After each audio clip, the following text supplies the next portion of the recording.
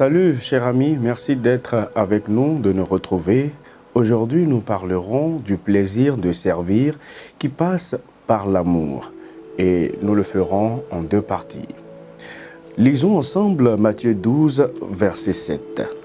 Si vous saviez ce que signifie « Je prends plaisir à la miséricorde et non au sacrifice », vous n'auriez pas condamné des innocents. Matthieu 12, verset 7. Jésus, s'adressant aux pharisiens qui virent les disciples arracher des épis et les manger pendant le jour du sabbat, dit « Si vous saviez ce que signifie « Je prends plaisir à la miséricorde et non au sacrifice », vous n'auriez pas condamné des innocents. » Les pharisiens étaient connus à l'époque pour leur fanatisme, leur intransigeance et leur esprit conservateur, notamment en ce qui concernait la loi de Moïse.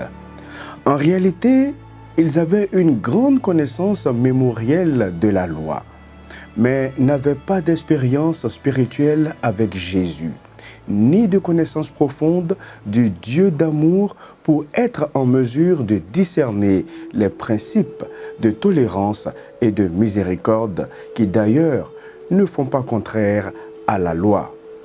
De plus, ils sondaient toujours la moindre faille, le moindre écart dans la vie des gens et leur rapport à la loi afin de les condamner sans pitié.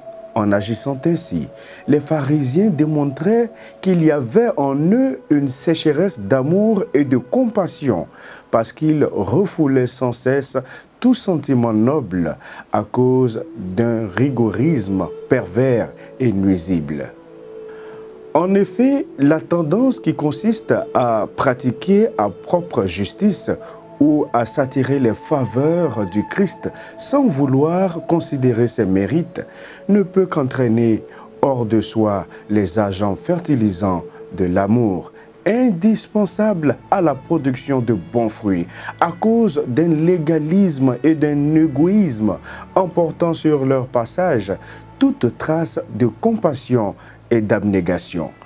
Nous devons faire de notre obéissance et de notre influence une affaire divine, afin de ne pas sombrer dans des extrémismes et l'austérité, ce qui pourrait bien sûr faire dévier notre bon sens du service de son objectif capital, qui est de sauver les hommes. Si vous saviez ce que signifie « Je prends plaisir à la miséricorde », vous n'auriez pas condamné des innocents. La dernière partie de cette phrase est tout aussi significative dans la mesure où Jésus établit une corrélation entre le fait de condamner des innocents et celui de ne pas savoir que lui-même prend plaisir à la justice et à la compassion. En dépit de l'attitude qu'indiquent les pharisiens, les disciples étaient sans aucun doute innocents devant l'amour et la justice divine parce qu'ils avaient saisi le bien fondé du sabbat.